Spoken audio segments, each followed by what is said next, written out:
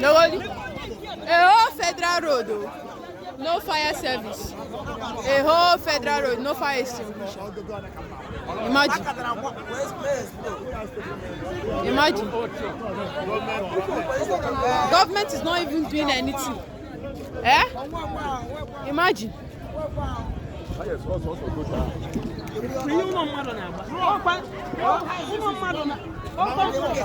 Imagine. Look at people risking their life. Just imagine these small children risking their life just to save people. Oh.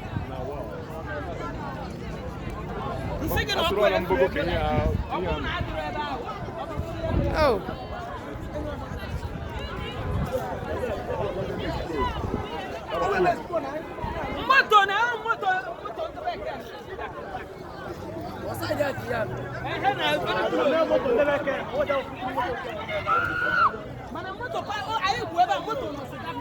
Just see people.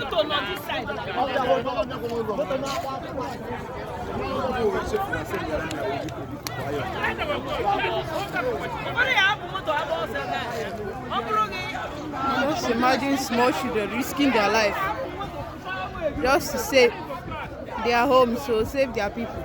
Oh. Government road.